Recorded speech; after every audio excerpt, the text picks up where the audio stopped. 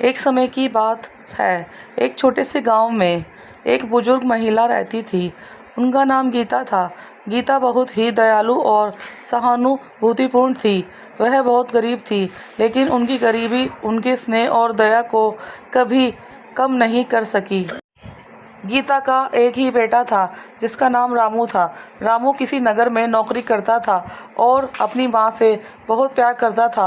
रामू हर महीने अपनी माँ के पास आता था, उसे पैसे देता था और फिर वापस शहर चला जाता था। लेकिन एक महीने रामू नहीं आया, फिर दूसरे महीने भी वह नहीं आया। गीता को बहुत चिंता हुई। उसने सोचा कि उसके पास पैसे तो हैं, लेकिन उसके बेटे का ख्याल उसे चैन नहीं आने दे रहा था। वह रोज़ बेटे का इंतजार करती, लेकिन रामू नहीं आया। अतः गीता ने फैसला किया कि वह शहर जाएगी और अपने बेटे का पता लगाएगी।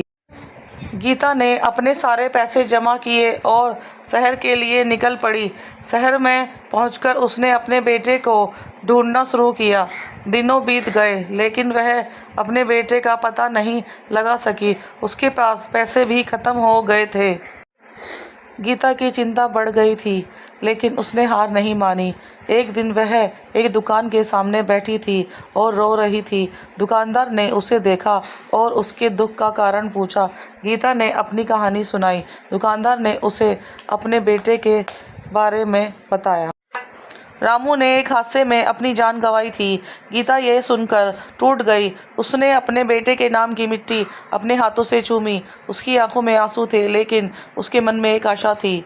उसने अपने बेटे को खोने का दुख को स्वीकार किया और अपने गांव लौटने का फैसला किया। गीता की कहानी हमें ये सीख सिखाती है कि जीवन में कठिनाइयाँ आएंगी, लेकिन हमें कभी हार नहीं माननी चाहिए। उसकी कहानी हमें दया, सहानुभूति और प्यार की शक्ति के बारे में भी याद दिलाती है। दोस्तों, आपको हमारी ये कहानी अच्छी लगी है तो हमारे चैनल को सब्सक्राइब जरूर करें। धन्यवाद।